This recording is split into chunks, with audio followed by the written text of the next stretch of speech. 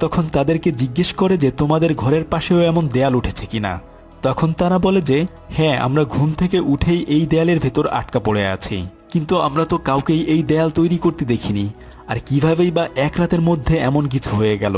এই কথা শুনে তারা দুজনেই অনেক বেশি চিন্তায় পড়ে যায়। কিন্তু টিম তখন খেয়াল করে যে তাদের বাসার একটা ট্যাবেও একটুও পানি নেই।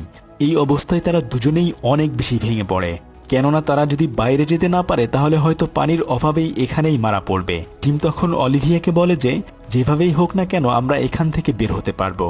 কিন্তু অলিভিয়া তাকে বলে যে এটা তোমার কম্পিউটার গেমের মতো সোজা কোনো কিছু না যে তুমি চাইলেই এখান থেকে বের হতে পারবে। আর তাছাড়া গতকাল যদি আমরা এখান থেকে চলে যেতাম তাহলে এখন দুজনের কেউই এখানে আটকে থাকতাম না। তারা দুজন তাদের এই অবস্থায় একে অপরের সাথে ঝগড়া করতে থাকে। টিম তখন অলিভিয়ার উপর রাগ করে তার মোবাইল ফোনটা দেয়ালের উপর আছাড় মারে। এরপর তারা দুজনেই চুপচাপ করে বসে থাকে। কিন্তু বিপদের এই মুহূর্তে